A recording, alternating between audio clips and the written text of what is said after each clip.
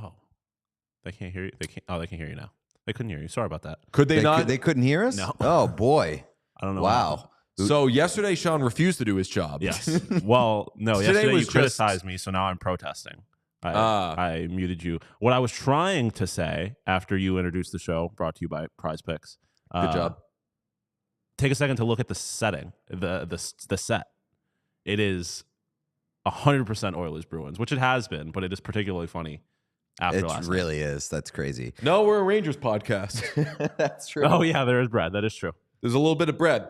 So what I had said was, most importantly, what I had said was that it is what chaos. Well, I said, hello, hump nuts. What nuts? Humpty Dump nuts, Vancouver Canuck nuts. It is Thursday, May 9th, United States, Billy Joel's birthday. Shout out that guy. Love him. And this is What Chaos, presented by Prize Picks, Daily Fantasy Sports Made Easy. Use promo code What Chaos for a first deposit match up to $100. I'm DJ. That's Pete. That is Sean. And though it is May 9th, May 8th is when the 2024 Stanley Cup playoffs truly began. And then Pete said, I said, that's funny that you should mention that because I wrote down last night that I think the big boy stage of the playoffs have officially begun because last night I was just hit by the overwhelming feeling that rumpus time is over. and then Sean said, Oops, I didn't do my job. And then I said, oops, they can hear you now. Yeah.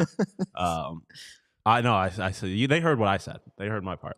while we're, this is the last time I'm going to weigh in on this matter because I am always hashtag Team United Front. But while we're being mean to Sean and taking little passive aggressive shots at him, I will say a bigger man would say after last night, never fucking talk shit about my slate grades ever again because that was an A's A, even if it was a fucking mess of shit. Well, And there was no pushback on everyone yesterday agreed on it being yesterday. A. Pete was preemptively saying this needs to be an A, or we're really going to call into question your.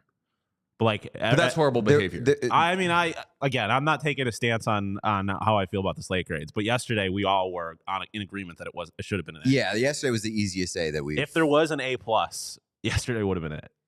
Well, But yeah, so yeah, like my overwhelming feeling and the takeaway that like the big boy stage has arrived.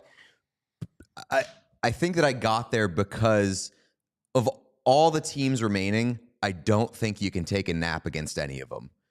All of them have proven they can punch you in the mouth if you go into idle mode. Well, I mean, my issue is that the NHL doesn't care about the safety of its players because if it did, it would not have games be 60 minutes long. They would have them be 1 period long.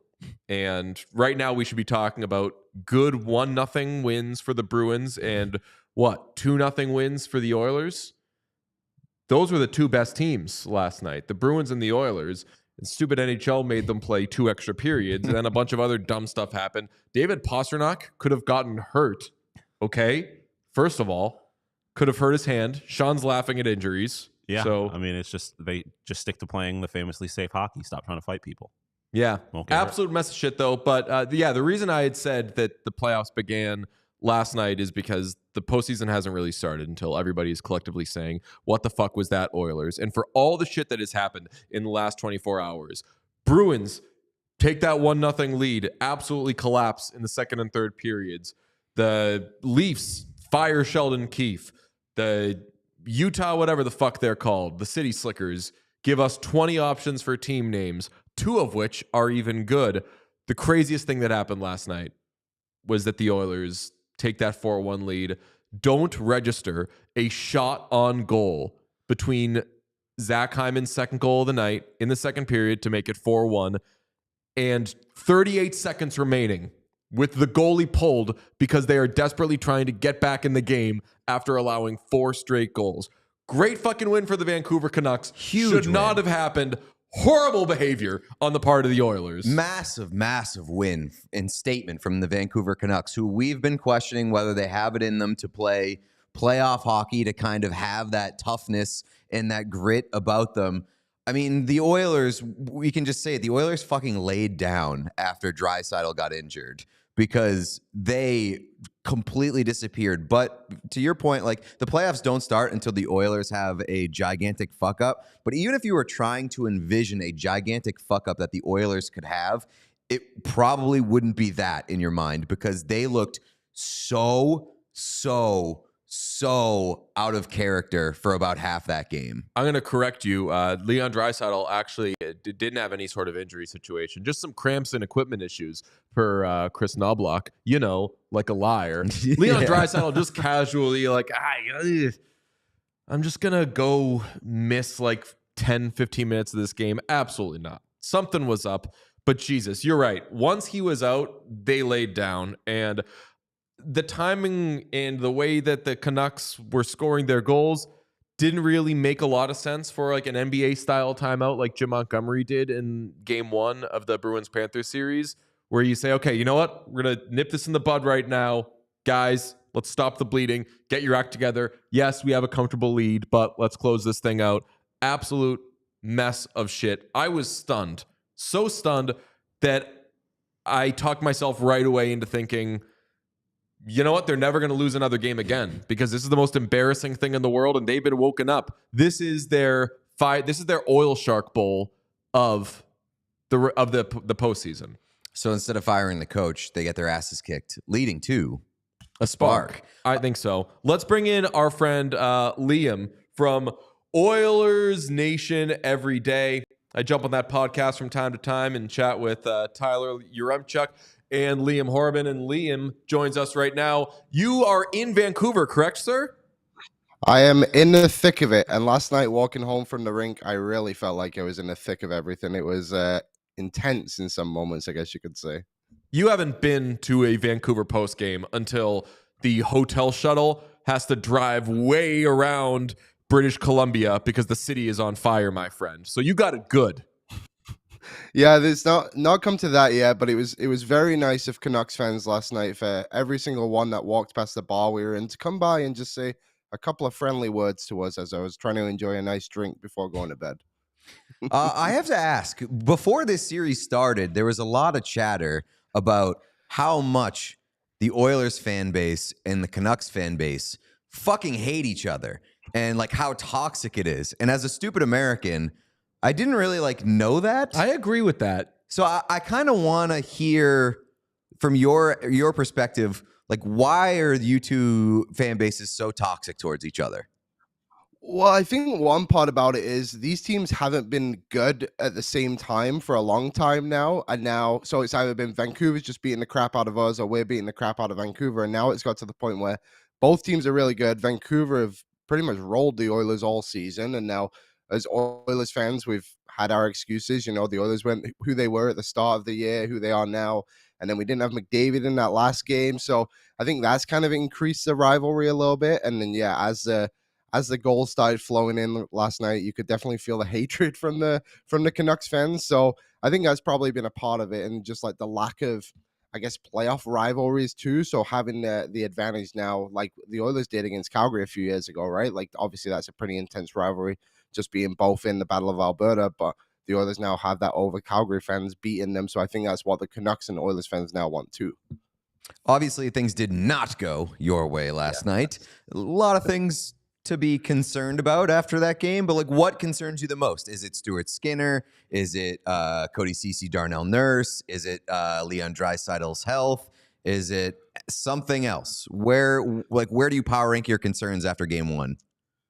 I think the Draisaitl one would probably be number one, because it takes a lot for that guy to leave a game. Like when they played against LA 3 years ago now, and he had that high ankle sprain, he played the rest of the playoffs and he was fantastic. And I know Knobloch said it was an equipment issue and cramps, which seems like a bit of a cover up if you're asking me, but he came out and played, and I heard you right before saying that was a bit of a turning point of the game, and I agree. So I would say that was probably my number one. I'm not really concerned about Stuart Skinner at all, because he's shown that he can bounce back, and he just has these moments sometimes, and I think that's why he won't be ever considered one of the elite goalies in the NHL. He's always going to be a very good goalie, but like that fifth goal you allow yesterday, why are you so far out of the crease there? That should be something that never happens, especially in that kind of game. So I'm not too concerned about him and Nurse and Ceci. I mean, it's basically been a problem all season, and with those two, they just make really simple plays look very difficult. Like you look at that goal yesterday from JT Miller. If you go back a little bit ahead, it's because Nurse fails to get the puck out of the zone when he has no pressure on him. So those guys are a concern. So I guess if I had to rank those three, I would go Draisaitl, Nurse, and then Skinner. I'm going to just rewind a little bit. What happened in that game? Just in general, what happened? I think the Oilers got too comfortable holding a lead. Like they saw that game against LA when it was 1-0, and they kind of realized that LA was going to put so much pressure on them that they adjusted their game plan to basically like, we're just going to defend and just dump pucks and kill the clock.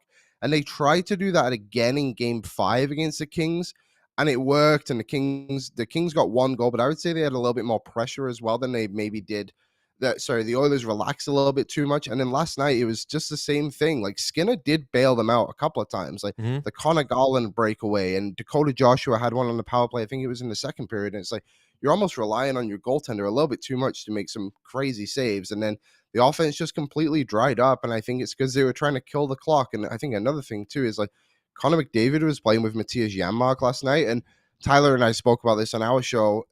We thought it was going to be a bit more of a rotation of guys going through there, like Holloway, Fogle, Draisaitl get some minutes, and it just felt like they kept Janmark there for way too long, which almost killed McDavid's chances of creating anything, and he didn't get a shot yesterday. And I think that's another thing that happened too, is McDavid kind of needs to wake up a little bit in the goal category. We've only seen him get one goal so far in the 6 games, and obviously you can't be very critical of the guy. I think he still finished with 2 points yesterday, but it would be nice to see him kind of take over a game 2 at some point. Yeah, for those who don't know, last night was the first time in 55 career playoff games that Connor McDavid did not register a shot on goal. It's funny you talk about who they were playing with McDavid. Was the absence of Adam Henrique felt a little more than expected, because clearly they still could have rolled the Canucks without him, but maybe it's 5-6-1 instead of 4-1 if they have Adam Henrique there and they're able to load up the McDavid line more. Yeah, I agree. I think he was much more noticeable, his absence was, than you would expect. He just plays so simple, and the plays he makes, I think people maybe don't notice as much, and that's why people maybe can be overly critical of what Henrique does, but he does just make simple plays that allow McDavid to get the puck back a lot quicker. He goes to get the pucks, and he is reliable. I hope it's not too long, and I think by the way the lines were through practice this week, it's not sounding like he could be out for that long. Like, I think game 3 could be a possibility if I'm just speculating. But I think one thing too, like Ryan Nugent-Hopkins hit the post in the last couple of minutes there too, when it would have made it 5-2, and that would have basically ended the game. So the Oilers did get some contributions from the other guys down the lineup, but they need to find someone to play with McDavid game 2 rather than Matthias Janmark, or like I said, try and do that rotation a little bit more. Are you actually worried about the Oilers right now? Because no, everybody had the Oilers winning this series.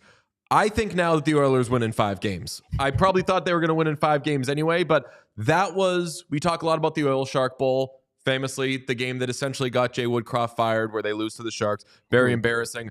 This team has needed wake-up calls this season. You don't want them to have wake-up calls, but they've had some, and I'd rather them get it in game 1 against a team that they could roll than a worse time, than let's say a game 6 or a game 7. So are you panicky about this? No, not at all. I think the Canucks are obviously good, and I think maybe a little bit underestimated by fans too. I mean, they do have some good players on that team, but I think the Oilers can just be better. Like, they're not allowing 5-5-on-5 goals very often. Their penalty kill was still great last night. Their power play went 1 for 1. So, I mean, what's there to worry about? The Canucks basically beat them with one line who showed up because the Oilers shot themselves in the foot with the Skinner mistake. CC allowed, I think it was Lindholm just to stay wide open in front of the net. They've just got to play a just simpler game, and they'll be completely fine. Yeah, I mean, obviously a big win for the Canucks and a statement win, but like massive concern out of the gate there because Shelovs had a very, very bad first period. The Cody Ceci goal, then the trickler from Zach Hyman through the legs. Like, that still concerns, and their power play still looks like a fucking mess. But how much do you read into the fact that the Oilers have not beaten the Canucks? I know a lot of the games came in the first month of the season, but 5-0 against Edmonton this year is kind of wild. Yeah, it is. It is a bit of a weird stat, isn't it?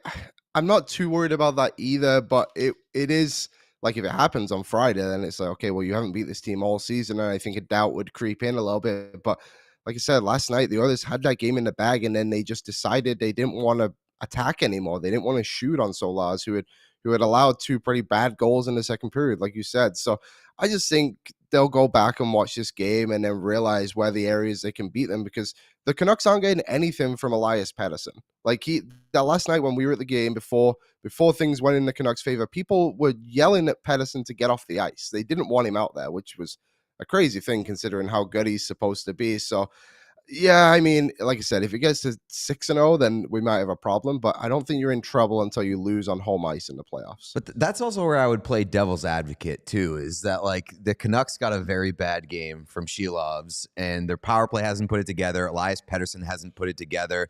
Like, that team has a lot of excuses to not win games, and especially to not win that game 1. And they found a way. They found a way to get through Nashville. They do seem like a team that will fucking find a way. Opportunistic. You're right. Yeah. So that's the way that if I'm playing devil's advocate, that's the credit that I'm giving the Canucks. And again, like, I've been impressed with kind of how they've arrived on the playoff scene when I doubted them. So then I'll ask you this question, Pete, and Liam, I would love your reaction to his answer. Who was more galvanized by that game last night? The Canucks or the Oilers? Because I swear to God, I'm saying it's the Oilers. You can't say that the team that fucking blew it was galvanized. Oh, yeah. Until they I've had a very good galvanized Dar this year. Until famously, you knew it started. I've had my finger on the pulse this year with galvanized teams. No, I mean, that was a massive win for Vancouver. There's more galvanized potential there. Until I see from the Oilers, I do think that the Oilers can use that game as an opportunity to find a wake-up call, which they may have needed. Like, they can't cruise through these playoffs without being challenged. It could be a galvanizing game, but the next game would be galvanizing, not that game. Let me tell you something about some of your language there. If galvanization and wake-up call have sex, the kid's going to look weird, because that's how closely related those two things are. Okay, so I think we're kind of speaking the same language. I'm saying it has, and agreeing. It has galvanization potential and wake-up call potential, but you need to get there first. Were the Colorado Avalanche galvanized after the game 1 loss to the Jets? Because it's basically a 1-to-1. We've talked about this. They were Georgiized. Well, yeah, I know, but I'm saying, like, they were 0-4 against the Jets during the regular season, lost game 1. So to answer your question, were the Avs galvanized after game 1 or after game 2? I'm thinking all signs point to, in retrospect, maybe after game 1. All signs point to galvanizing for the Oil guys. Who do you think was more galvanized? I mean, I see what you're saying, Pete. Like, Vancouver, how could you not be, right? Like, you come from behind like that. But I think the Oilers, like, have proven in the past that they can just bounce back from these games. not with ease, that's the wrong way to put it, but like they lose game 2 against the Kings this year and then go into the Kings barn and win 6-1. Against Calgary last 2 years ago, they got thumped in game 1, then went into the Saddle Dome and beat them again. And I think that happened to many years back in 2017 against San Jose when they lost 7-1 or whatever it was too. So I'm not too worried about them in that perspective, but I think the Canucks probably did gain a bit of momentum from winning that game last night. But as Bob McKenzie likes to say, momentum doesn't carry game to game. So we'll see actually what happens in game 2. All right. Well, I have a very important question, and I think I heard this honestly while falling asleep and just having podcasts playing. You were in an argument. Someone reminded me of it today on Twitter, so I'm not crazy. Mm-hmm. You were in an argument because you were discussing your movie theater habits, which involve, do you know about this? I heard this, yeah. Goes to the movie theater to get concessions and bounces. Then I leave. Yeah, that's the truth. So Sean's I go to the looking movie. at me, giving a huge thumbs up. Not even just concessions. Like you go to the movie theater to get the popcorn and then you leave. Yep, I go there. I don't live too far away, so I walk in and get my movie theater popcorn. And my movie theater now, this must happen a lot. They put another bag on top of it, and they ask you do you want it to stay or to go? And I always say to go. And they put another bag on top of the popcorn so it doesn't spill out. And I go home and I put a movie on with my girlfriend and we watch from home. Much cheaper than buying the ticket, so I can just buy the popcorn, which is costs an arm and a leg too, but still tastes delicious. I was going to say, like, you know that you can buy popcorn elsewhere, right? Like, it's not going to taste good. And it probably is. And it's like popcorn's popcorn. The ceiling on popcorn is not that high. That's an asinine statement considering that we use that popcorn maker right there to make terrible popcorn. This is a huge popcorn show. So that made not great popcorn. You know, how could you say like Pop Secret? Orville Redenbacher's? You know popcorn. I'm a victim of getting fucked by the popcorn guy at the garden. So you know that popcorn is not popcorn. Popcorn can be sawdust. It can be really dry, weird shit that costs $90 to make. I don't hate the move of going to the pros. This is like a move they know what they're doing. And last night, it's funny. I had a bag of popcorn when it was 4-2 Oilers. And the bag of popcorn was old and stale, and it had a big Canucks logo on it. And then everything went wrong from there. So I'm just saying that could have been the turning point too. We keep talking about Leon, but I'm pretty convinced that $11 bag of popcorn I bought might have actually been the turning point. I'll tell you that was the galvanizing thing. Yeah, that could have been it. I also live near a movie theater, and not to brag about my financial situation, I am an AMC A-list member. So I can come and go as I please there. So I could do that too. It's weird though. I didn't know that you could do it without buying the ticket. I can as an AMC A-list member, but I didn't know that theaters are just letting you walk in and buy stuff. Sean's looking at me like all this is normal, by the way. I mean, I don't know. Maybe it's like a slightly more West Coast thing, but like when I lived in Arizona, the Harkins, granted, I did move out during COVID, so it was a little different, but they had like a curbside, like come just pick up a giant bag of popcorn like a carnival. Because it's so during COVID, I knew of that because they were but they still did it. Like they did it. All I also know that you can Uber Eats. Like you can Uber Eats stuff from a movie theater, which like it sounds like you're physically going. I don't know how close you live to the movie theater, but like why don't you just Uber Eats it?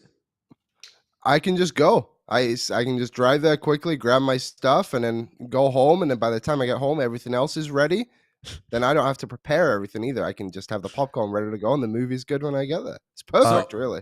What's the story with you and the bananas? Because there's a very funny picture of you just like shoving a banana into your face while watching the Oilers.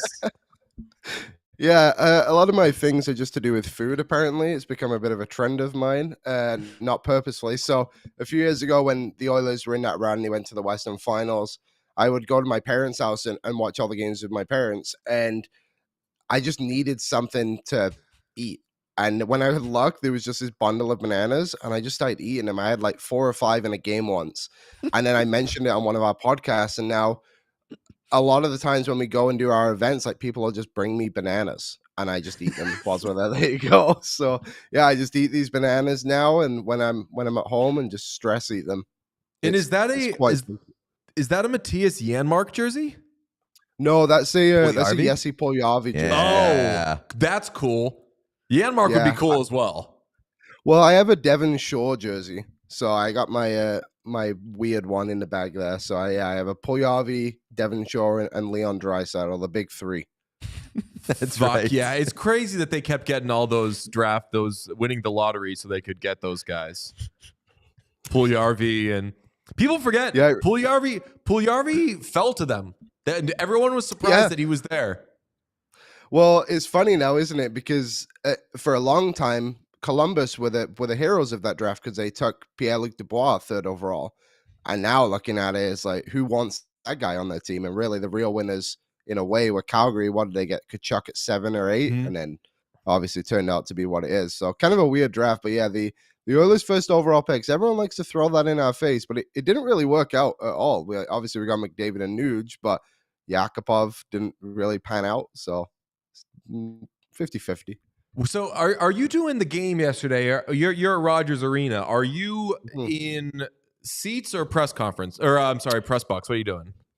We're in seats. We're amongst the people. We were in like way up high. I think it was on like 6 rows behind us. So we were in it with the thick of the Canucks fans. And I've never been in that rink before, and I don't know if you guys have too, but right at the top they have railings around all the seats. So there's like a railing right in front of you. It's kind of a unique bond, to be honest, compared to LA, which was pretty cool. Like kind of a steep building too. So it's I've not been to many road games. We went to Mullet earlier this year, and we've been to Vegas. So kind of Vancouver's very different.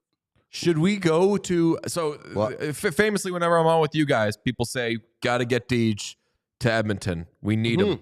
We love him. We know who he is. He's important to us. Yes. We've discussed, do we go there? Like if they're in the cup final, we have to go. But we were discussing, is it worth it for us to go to Edmonton if we're not going to attend a game? Because maybe we won't have it like that money-wise to buy like Stanley Cup final tickets. If we just go and hang out, is that worth it for us? Yeah, I would say so. Like the Moss Pit is really cool. They do that for home and road games now. So you can be amongst the people in there, and then like being right downtown where the arena is now, there's like pretty good vibes all over. Like all the bars are always jammed with people. So there's a cost-effective way to do this trip if you can't get into the rink too. We also have a free meal waiting for us because a friend of ours called Gene. Don't know if you've ever heard of that bloke. Gene Parmesan. Yes, Yes. Gene has told us he is going to take us out for an Italian meal. Yes. I don't know if you know about Gene. When he was a kid, his Nona told him he was going to be a big pizza boy. Really? That is something I didn't know. I actually saw Gene when we were down in LA at the JW. He walked through and he had a chat with Tyler and I. So he's a great guy. He's also a soccer coach in the city for Team Italia, I believe they're called. So he's really involved. A Renaissance man. Yeah. Let me ask you, what was the animosity level at Rogers last night? Were you getting it from the fans? So for most of the game, it was weird. Like the crowd was so quiet, and I understand it, but they would put it on the jumbotron, like the fans, and everyone was just sat there so sad. And then obviously, like things started building up, and it's like those 3 goals went in. There was this guy behind us who was like kind of pissy at the start of the game, really quieted down, and as every goal went in, you could just hear him screaming louder and louder it does. And when that final buzzer ended, there was 6 of us that went. We were out of there so quick, and as we were like going by people, they were just like yelling all this stuff at us. And then walking around the city last night, every time we walked past a fan, it was just like people doing like little crying things at us, just like F the Oilers, like F McDavid, all this stuff. Was like, oh God, I can't believe. And I'm walking around in my Devon Shore jersey too. So it was an interesting evening. So we tried to get out of there as quick as we could, but they seemed to find us wherever we went. They can be very. I know that every fan base has bad apples, and I don't like when people get so like binary with fan bases. They can be very nasty, Canucks fans. They can be very nasty. I want them to be nasty. Like that's the thing. But they got like no. As somebody who is like, I love dive bars, and like if there's like a light, I can get stabbed here potential. I like that kind of establishment. They're not going to stab you though. I don't know. Do you feel like you were worried that you were going to get stabbed at all last night? I mean, it They're crossed going to my light mind you a on couple fire, times. but they're not going to stab you. I don't mind it either. If they're just passionate fans, and I'm sure Oilers fans will do the same if we win a game at Rogers Place too. So it is what it is. As long as people don't get too past the line with it, and just I can handle a couple of chirps here and there. But I grew up in England, so I've been to many soccer games where like fans are very intense. So it's nothing new to me. What's going on with the New England Revolution, man? Why are they? I've seen you talk MLS. What's they are struggling? Breaks my heart. I do not know much about the MLS. All I know is my Bolton Wanderers are in the League One playoff final against Oxford United in a couple of weeks. So that's about where I'm at with my soccer thing right now. Sean's an Oxford United guy. He reacted very negatively Really? to that. No, I'm a Chelsea guy, but I can appreciate good just FA talk. Hell yeah. So how do you see this series going? Give me your series prediction. I think the Oilers will still win. I think my original one was 5, which now seems like a bit of a push, but also the Oilers lost game 1 to the Flames and still went on to go win that series in 5. So I'll say 6 and say the Oilers win tomorrow, and then 3-1 going back to Vancouver, and then Vancouver win, and then game 6 win in Edmonton. Oilers in 5, baby. Thank you for joining us, my friend. Hope to talk to you soon. No worries, guys. Yeah, we'll see you later. Go Oilers. Not an Oilers podcast. We're not biased. But when we are biased in that we think the Oilers are going to do more than Prize Picks could ever say they're going to. I'm talking hits. I'm talking assists. Prize Picks doesn't give you a lot of goals options. You notice this? Yeah, points and assists. I think they're kind of trying to save you from yourself because goals is such an easy thing to lose on. I think they want to make you think. They don't want to make you pick just basic things. But sometimes I want to be like, you know what? Give me Zach Hyman over 2 goals. And they're like, no, DJ. Think. How many points you think he's going to get? How many assists you think McDavid's going to get? These Oilers are racking up points. Hyman up to 9 goals. McDavid still a bajillion assists. Not thrilled with their result last night, but I am thrilled with Prize Picks because they give you all those options. More, less. You just pick the options and you can 10x. You can 3x. You can 4x. Haven't 10x'd in a while, but not for lack of trying. Still filling those things out each and every night. Gonna do it tonight probably with, I think, the Western Conference game. Probably Dallas, Colorado. It's such an easy DFS thing to use, whether you want to use the app or the website. Website is my favorite. I just go on there, click, and there you go. I'm just a few minutes away from 10xing. And it's not just for hockey. Been getting into it with baseball, which is fun because my friends watch more baseball than I do these days, but they get very excited about it and they say, hey, we're jumping on this one. And then we jump on it and we try to 10x. You know what I have noticed? In like some of the other sports, I think particularly the NBA, they have like little animations around their like player headshots to indicate like, ooh, this is a star player, yes, or this is somebody who's hot right now. Why don't they do that for the NHL? Oh yeah, Jason Tatum's got a little star around him. Yeah, Jason Tatum always has a star on him. He's like, why doesn't Zach Hyman? Why isn't he just like covered in flames? Because he's that hot right now. That's a fair question, to be honest. I'm just ready to. We're gonna have to reach out to just load up to get dumb rich off of more on just any Caitlin Clark sack. Like I'm ready for prize picking the WNBA. Oh yeah, you know, Mr. PWHL / Mr. WNBA. I don't know. I can't claim that because I was a pioneer on the PWHL front. Everybody's into the W. If you're not in the WNBA, you're a loser. Caitlin Clark is here. I believe the Connecticut Sun are hosting Caitlin Clark and the Indiana. What's Indiana called? Fever. The Indiana Fever. Pretty soon. Maybe we go to that game. I mean, I would. The prices for any game that Caitlin Clark is involved in is like NHL playoff level tickets. They're like hundreds of dollars. She's the Messi of basketball right now. Quite literally, yeah. Where in a smaller arena. Yes, true. It's not in a big outdoor stadium, which she's proven she could fill up too.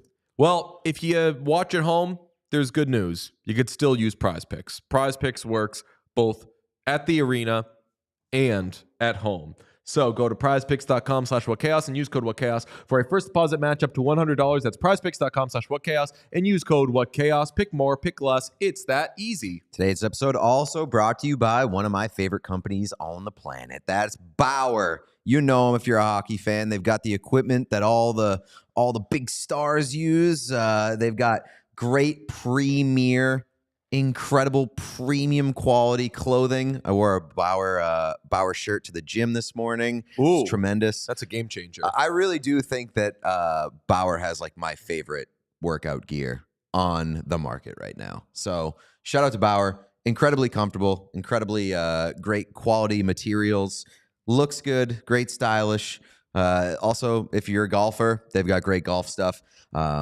They are the go-to equipment brand for hockey. So let them assist you by giving you all your training needs, whether it's apparel, whether it's equipment, whether you're in rec league, whether you're a rookie, whether you're a pro, they got you covered. So head to bauer.com/training to explore the full range of training gear like the digital reactor dangler for stick handling drills or the reactor slide board to help add strength to your stride. Use code FREESHIPWC for free shipping or visit a local Bauer retailer to get started today. That is bauer.com, code FREESHIPWC. All one word smashed together, free ship WC for free shipping. If you are not yet subscribed to the What Chaos YouTube channel, we'd love for you to do that. And if you're only subscribed to What Chaos on YouTube, also make sure you're subscribed on the podcasting apps. We never tell anybody to do anything with the podcasting apps. We assume that you're just subscribed there anyway. But subscribe every place you can. We're close to a benchmark on YouTube that will be really cool. And also you should just want to be there because we always have streams coming up, not just when we do these shows, but we go live during overtime games. And as the postseason progresses, we're going to do more and more streams outside of these hours. So you don't want to miss it. Head to youtube.com/@whatchaosshow. Smash subscribe. It's free. It's so easy. And as you're watching videos, just click like on it.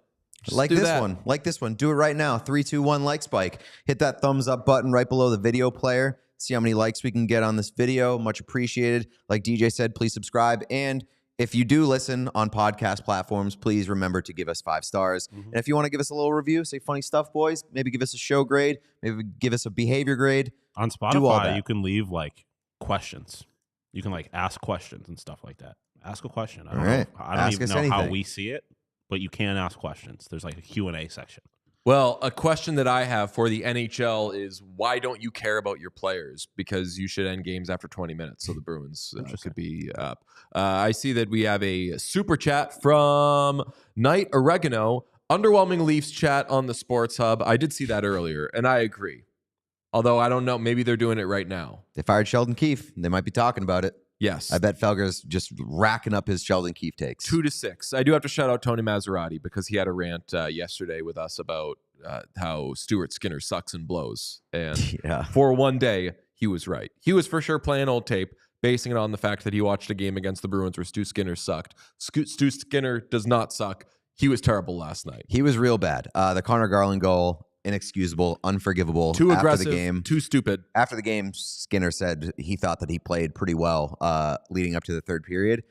I would disagree. I thought his first 2 periods were a little shaky too. Took that very stupid trapezoid penalty. Then, had one of the ones trickled right through his legs. I didn't think that he played a very good game. I agree with Liam though, and then I'm not overly concerned about Stuart Skinner, especially with what you saw from Vancouver's end. Like I said, Shilov's was not very good yesterday either. So if we're picking goaltending matchups in this series, I'm still leaning the Oilers. I still believe in Stu. Okay, well, as I said, the Oilers not the only team that embarrassed themselves last night. The Bruins were up 1-0 after the first period. I feel that people are going to miss that in all of their discussion about what happened to the Bruins last night, where the Panthers absolutely rinsed them. I want to say 6-1 ended up being the final, but it was a big mess of shit. Jeremy Swayman eventually got taken out after 4 goals. There were a million fights. Pat Maroon did something with Nick Cousins. We don't really know what it was, but the Bruins were up 1-0 on a Charlie Coyle goal after the first period, and honestly, it could have been like 4-0. Johnny Beecher missed the net. Brad Marchand missed the net. Charlie Coyle hit another post. Yeah. So this is a game the Bruins could have put away early, not to the degree that the Oilers could have put their game away, but this was at least a game where the Bruins were in control, and then holy shit, did the wheels come flying off, and it was, I'm going to give the Panthers credit for sticking to their game and winning, but that was a meltdown. Like the Oilers melted down, the Bruins melted down, made a ton of mistakes, played so poorly defensively. Derek Forbort, terrible. Charlie McAvoy, terrible. Awful. Again, just messed defensively. A lot of turnovers. They were kind of doing what the Panthers were doing early in game one, but I give the Bruins credit because once things got out of hand, they decided to burn all the evidence. They doused the place in gasoline, lit it on fire, got everybody kicked out, and the takeaway from the game ends up being, holy shit, did you see David Pastrnak fought? Yeah, so I agree with a lot of what you just said there. The thing that I might push back on, I don't think they controlled the first period. I think it was pretty even in the first period. They should have won based on the first period. But I agree with you in that things went so poorly over the next 40 minutes that it almost just became a burn the tape game rather than like a what the fuck are these stupid idiots doing? They gave up on that game, and there are a lot of concerning things. Chief among them, Charlie McAvoy just looks horrendous, and it seems like he's progressively getting worse. I think that he's injured. I just can't believe that Charlie McAvoy has simply forgotten how to play hockey. He's dropping his stick all over the place. He's horrible he's whiffing on pucks. He's horrible with passing. Like he's throwing pucks into feet. He just looks like he has nothing going for him right now. He's got to be injured. And it's gotten between the years. If you're a quarterback, you'd say that he's getting sped up, where he just like kind of can't get out of his own way, keeps making the wrong decision. Has screened Jeremy Swayman now on multiple big goals. Really, really bad stuff. And they're obviously going nowhere without Charlie McAvoy. Like I saw that when Pastrnak was fighting last night, and I kind of said it after the game, but then took it back. Like, oh, if something happens to Pastrnak, they're really screwed. I think like if they miss David Pastrnak for a game or two, I think they could survive it.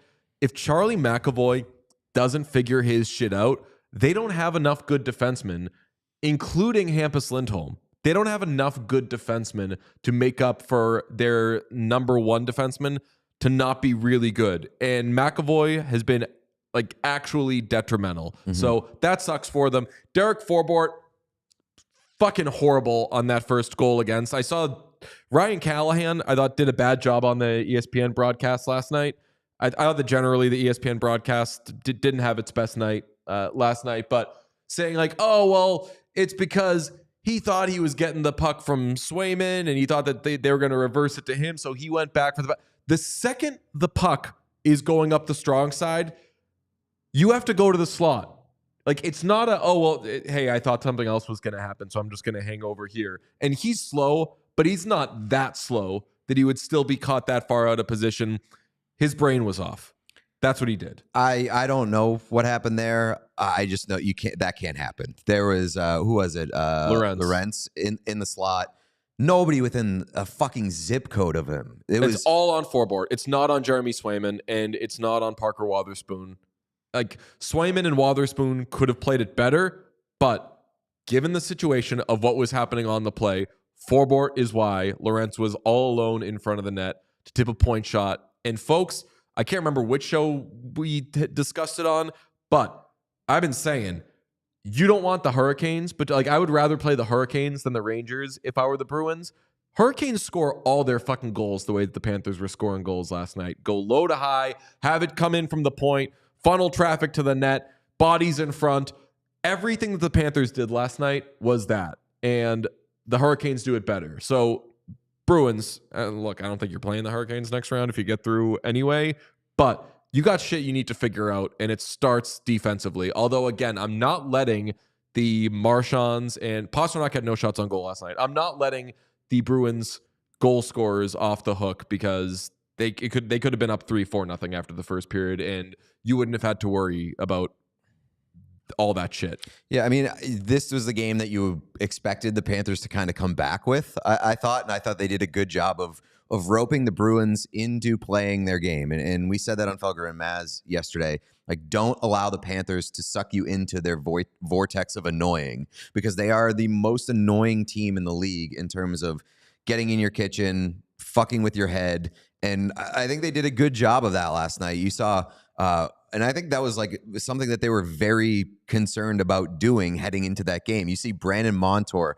get in Brad Marchand's face. You see Matthew Tkachuk mix up with Charlie Coyle, and Charlie Coyle took a swing at him after he scored a goal. Like, I think that they had the mentality that we want to rattle the Bruins' cage last night, and I think they did a pretty good job of it. Obviously, if you can get David Pastrnak to fight, you're doing something pretty good if you're the Florida Panthers. But again, think of the first period where, yes, they draw the Brajol penalty early on, and you could complain about whether that was a good call or not. It's an automatic call.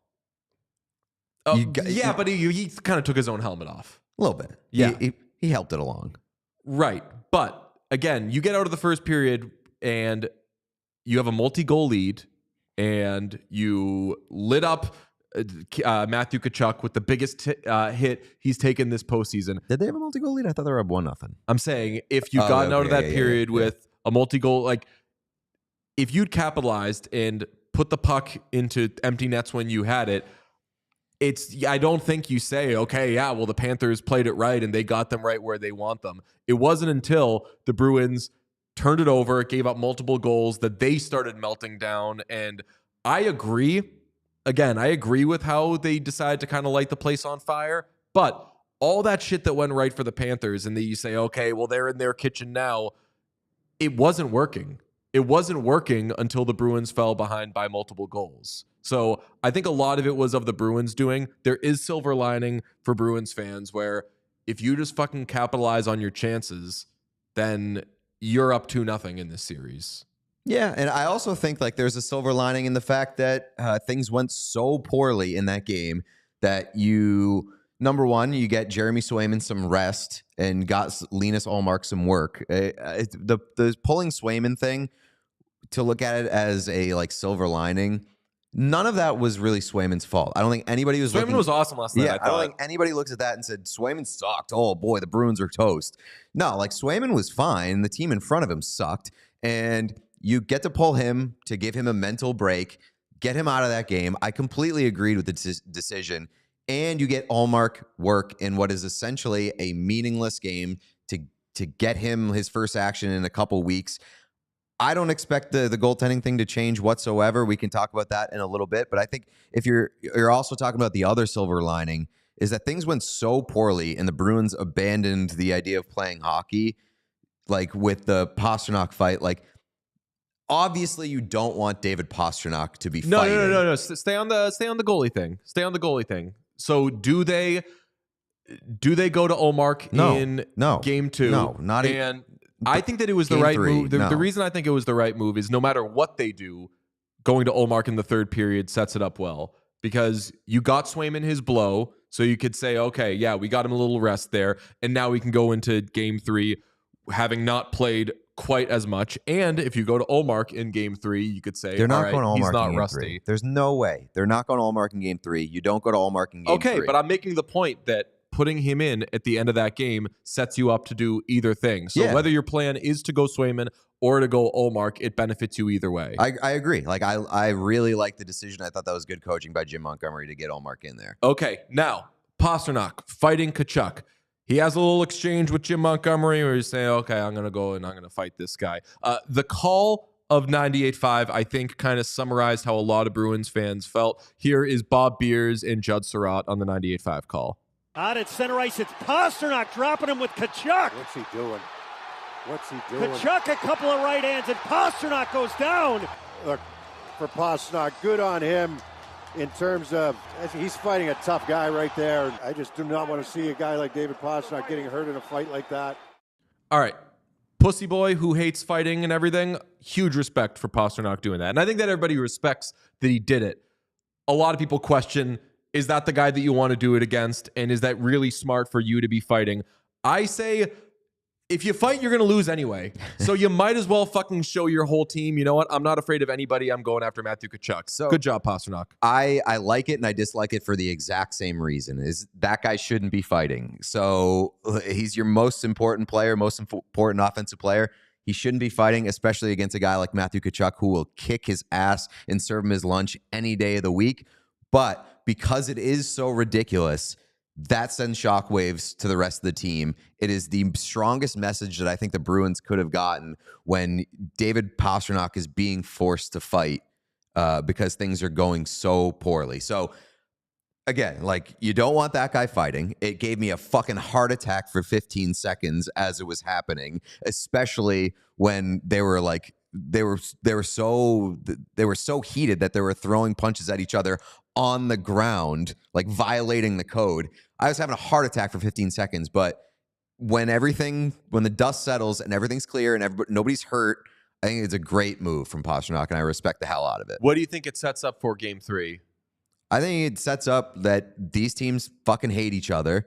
They're going to be super heated, and if there's a single person in the locker room in Boston who doesn't have a fire lit under their ass by David Pastrnak fighting, then they should be scratched. Long series, short series? I think long series. It's going to be a long series that is going to have some major swings. I still believe that the Panthers win. I still believe the Panthers are the better team. But I do like the fight that I saw from the Bruins, and I don't know if we're going to see I hope that we don't see a 40 minutes as bad as the 40 that we saw last night. I don't feel as amazing about my Bruins in 5, but I'm a man of my word, so I'm going to stick to it. Bruins in 5, I fucking guess, but either team can win this series. Again, this could be 2-0 Bruins. For as much a mess of a shit that was last night, this could be 2-0 Bruins. So I'll say they split in Boston, and it's really not going to be Bruins at 5. But do you think after a game 2 that looked the way that it did, and they got their shit handed to them as violently as they did last night, do you feel good about a split in Florida? If you're the Bruins? Yeah.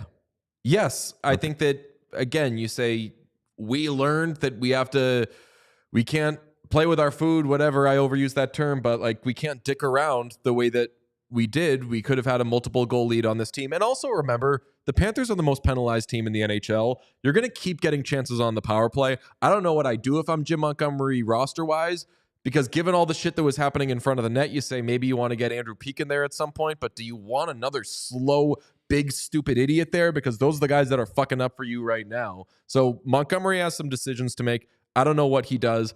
The one I think we agree on is you do go Swayman for Game 3, though. But if you want to do the breather, you've set yourself up to do that and go Ullmark in Game 3 now. Here's a crazy question before we move on. Would you at all consider sitting Charlie McAvoy for like one game? Oh boy, no. Okay. Unless you could say he's dealing with something, and then you put that out there, and it's maybe it's like a half and half thing where part of it is physical, but also it's like mental reset. He's too important, and you just don't have enough good players. That's think of where this roster is relative to other teams in the playoffs.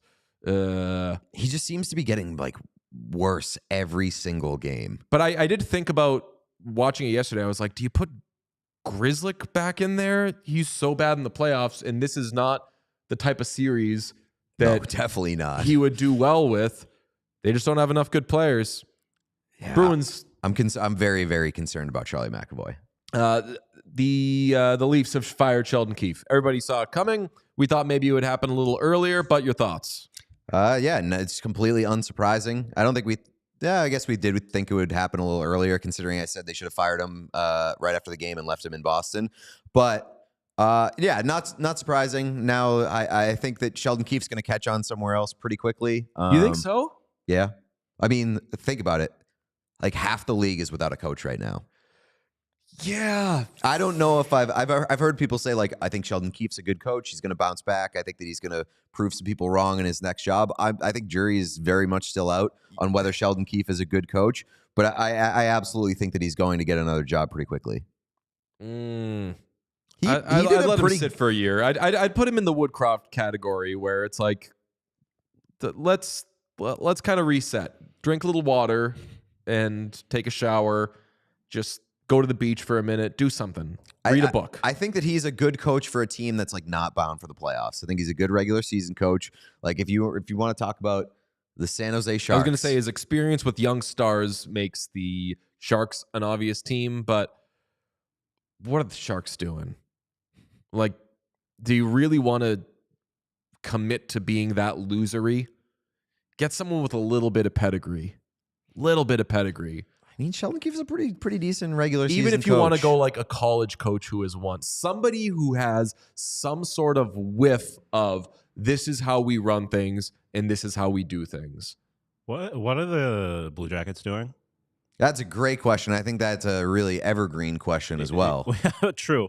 But like, what are they doing? Are they going to hire a coach? Are they going to make PV? Are they, because he still technically has the interim tag on, didn't he? Yeah, Didn't he coach all year I with the don't interim think tag? Pascal's No way. sticking around. I agree. Yeah. But my point again is, what are they doing? Maybe wait until the end of class. I don't know. But Well, I mean, you also have to consider the fact that they don't have a GM right now. So Oh, yeah, that is a good point. They That's a good could point. be working on getting their GM and then letting their GM pick the coach. very fair. All right. Well, we've talked enough Leafs. We talk too much Leafs on this show or other shows. We've been told. Utah has officially made it official. They are going to be called nothing next season, which I think some people thought might happen. I thought they had enough time to fucking figure something out, but they're just going to do it for the 2025-26 season, and there are 20 options that have been put to a vote. I myself, knowing that you either exercise your right to vote or lose it, have voted. You two libs complain about everything all day, don't want to do anything about it, have not voted. Check your facts. Did you vote? I literally said I was going to vote before the show started, and I did. Oh, no, you said or you were walking away as you said it. So I thought you were saying like, I'm going to vote before the deadline for it or something. No, I'm going to vote before the show The starts. options are the Frost, Utah HC, Powder, Mountaineers, Freeze, Mammoth, Black Diamonds, Blast, Caribou, Blizzard, Swarm, Hive, Outlaws, Yeti, Squall, Fury, Glaciers, Canyons, Venom, and Ice. These Sean, fucking suck. a lot of them suck. A lot of them do. These suck. And it seems like they're very obsessed with having a name that doesn't end in an S. That's a very good point. I did not make that observation, but that's very true. These are like almost, yeah, wow. How many teams in the NHL right now don't end in an S? There's the Kraken. There's the Wild. There's the Wild. Like there can only be like a few, and it's a rarity in sports when a sports team doesn't end in an S. So I think that like It's a collective noun, as they I call really it. do think that this team was like, let's be different. Let's have a team that doesn't end in an S. Kraken, Stars, and Avalanche are the only three. Stars have an S at the Or end. Kraken, Wild, and Avalanche, sorry. Okay. Kraken, yeah. Wild, Avalanche are the only three that don't have an S. So there are some really, really awful ones here. And again, we've said many times, it's hard to judge a nickname without the branding attached to it. But not that hard. But not that hard. And like even for a team like the Kraken, when Seattle rolled out the idea of naming themselves the Kraken, you're like, that could be fucking weird and strange. Yep. But not as bad as a lot of the names that were listed there. Like you cannot even propose naming your team the Utah Blast. Dude, that was the one. That's the worst Blast, one. If I've said it multiple times. If we end up with an NHL team called the Utah Blast, I'm doing something heinous. I don't know what. Lightning. Yeah, the Lightning. I missed that one. Yeah. But yeah, no. There's some of these. Blast, I think, is like the worst. That's the worst. What did you vote for, Pete? I voted for. You could vote if you could pick up to 4. I picked 2. I voted in this order. I know it doesn't actually. This is my order: Mammoth, Yeti, Mountaineers, Outlaws. I voted for one of those, and I only cast 2 votes because I think that only 2 of them are good. Okay. I also voted for the Mountaineers, Okay. and my first choice, Canyons. Canyons. Ew. I don't like a lot of these. I have one, and I don't really care for any of the other. I mean, like, there's some of them are okay, but I'm a Hive guy. I love something that is very like locally based. It's the Beehive State, It's, I think, a pretty unique kind of like there's not a whole lot of B-based teams in professional sports. And that's really hurting a lot of franchises. Yeah, and you got to that they're save the not bees. B-based. You got to save the bees. So it'd be good for local industry. But no, I like Hive. I think you could do a lot of cool stuff with kind of the Hive iconography. And the only other team that really does that is the Charlotte Hornets, and they're dog shit. So, well, I mean, in that case, how do you feel about Swarm? Because they're cut from the same cloth. yeah, it's just Swarm is a little less. It's just there's like a lacrosse. Like half of these teams are teams that not like indoor lacrosse teams are named after. Like there's an indoor lacrosse team named the Swarm. There's an indoor lacrosse team named Mammoth. Fury, I feel like the Fury is just like they have a lot of like amateur sounding names, Yes. or like computer generated. Like a team, like if you didn't get the licensing rights to like a football video game, exactly. Those are the names that you would see included in that list. Did you say that Yeti was on your list? Yes. Okay. Yeti for me is like bait. Well, speaking of bait, you can't name your team the Utah Powder just because of all the jokes. Especially when you're especially when you've got a roster of people, or when you've got a roster who just like had to I mean, I know it's like a stretch, but like this team just lost a player because It's true. they were doing coke on. I mean, on Powder, Snapchat. terrible. Ice, terrible. Venom, terrible. Like a lot of these are really Venom is bad. the other one. Some of like And you can't do Black Diamonds because it's like the Golden Knights, like Right. Black Diamonds. Yeah, and people would fucking roast Utah for having like black in their team name. yeah, that is a good point. I think the Black Diamonds, you could, like someone pointed this out, you could maybe do some cool branding stuff. Like I could see a world in which you have like a very simple classic brand and kind of make Black Diamonds work. But it's like with pizza. It really depends on the branding. I have struggled to see some of these having cool branding. Canyons, so that's why. So Yeah, Canyons and sounds good Mountaineers. and could look good, and like none of them are great. What'd you say? And Mountaineers. 'cause you Mountaineer, picked yeah, too. Mountaineers kind of sounds like Buccaneers, and it's something that at least exists, kind of. Like these are. Well, there's famously what is it? The West Virginia, which is Yeah. my problem with it. Is just like Mountaineers is a thing. Like None of these are even A minus. That's what I'll say on this. I matter. disagree. Mammoth would be cool because we've talked about like the dinosaur angle for Yeah. Utah, like with the Raptors, but like Mammoth is close enough to that, and like woolly mammoths are cool as shit, I agree. and the branding there could be very awesome. They have a pretty sick mascot. Yeah. So They're I not like a like giant Utah Mammoth the Snuffleupagus. most. That's my number one pick. You're kind of selling me on Mammoth. I wasn't crazy about it at first. It's just like I think, like we've said a bunch of times, Outlaws is just like it's a pretty basic name. It's but an you could EA have very Sports cool- generated Yes. fucking. But if you have a sick logo, then who gives a shit? But really it won't just feel depends like on- Utah, right?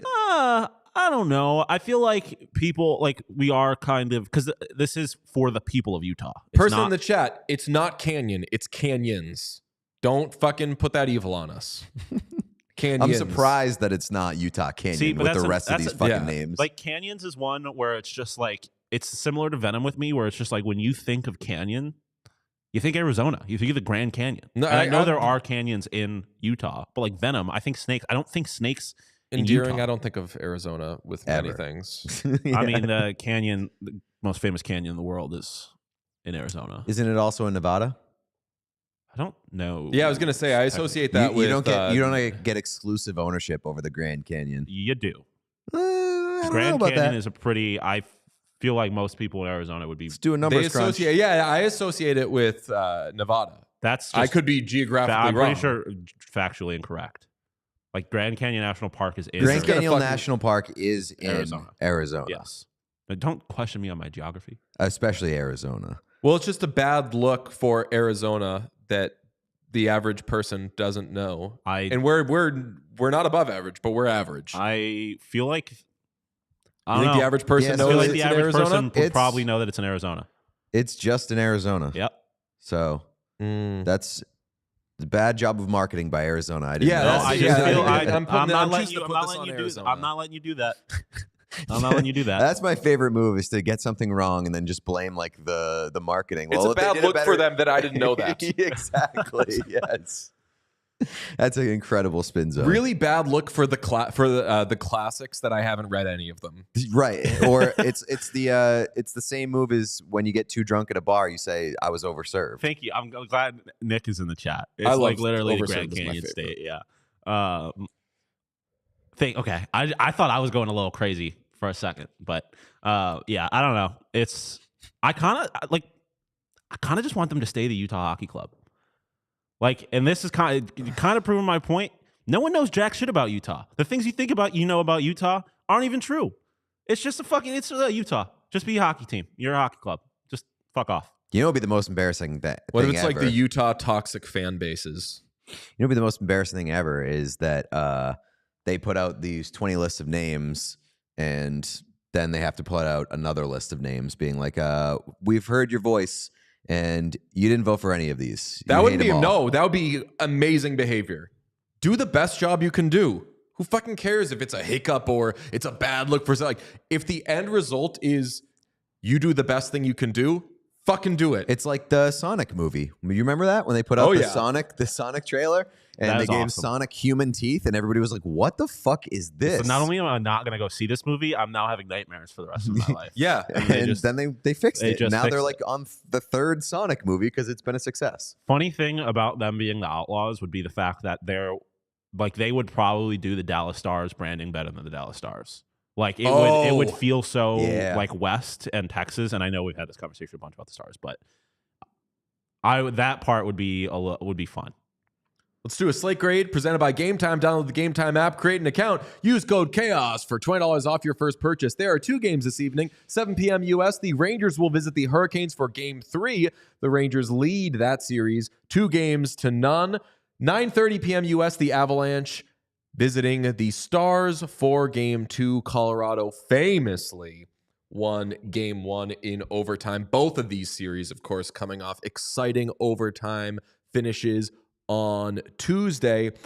Big news there is that Peter Tkachuk is in net for the Hurricanes against the Rangers. A goaltending change for Rod Brind'Amour, Freddie Anderson to the bench. Not a bad move. He kind of stinks, but we're already seeing a little desperation out of the Stanley Cup favorite. Structure, 7 p.m. and 9:30 p.m. is kind of nice. I wouldn't hate a 7 and 10, but 9:30 gets the kids to bed a little early, and I think every now and then you need that. Given how these last games ended, I have to give it an A because the bar has been set by both of these series, and I am going to call Game 3 for Carolina a must-win. I'm excited to see what Dallas does after blowing that game. I mean, these last 2 nights of hockey have been fucking madness. Mm-hmm. So I'm excited to see how both of these shake out. It's not my favorite structure, but it gets the kids to bed early. I'll give it an A. I'm a little surprised. I hate it because of it.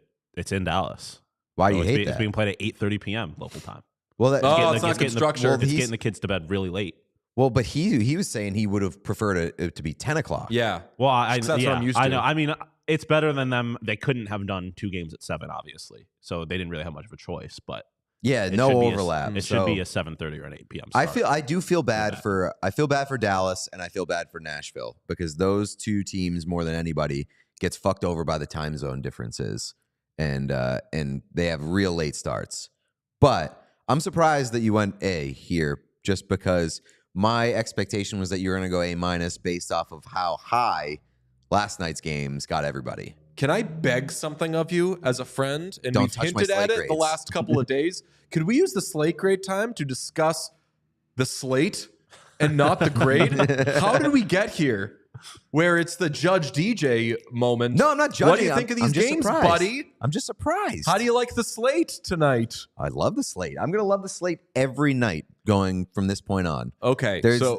Like I said, we've arrived at the big boy stage of the playoffs. There's nothing to complain about. I love all these series. They're all very interesting. Chad asking, why does it matter when the kids get to bed? I don't know. We're looking out for kids. We're nice people. I'm looking out for Willie myself. said, I'm the kid. Yeah, like I am. We are the kids. I just would rather not be up late. I think the lyric is "We are the world." We are the children. Is the lyric. Banger. It is. Heat. Shout out Michael Jackson. All right, I'm very excited for these games tonight. Okay, slate grade A, I'm such an Avs guy now. support grade A-, but I think it's going to be an A going forward. We'll see. It's not good behavior. I don't care. Oh, now he's lashing out. I reversed the line. I don't care. It's not good behavior. Okay. Understanding of the joke grade, A-. Tomorrow we'll be back with a Bauer Friday. Bauer presents our Friday episodes. We're going to have Bauer rankings to discuss shit we've liked this week. It's going to be a loaded show.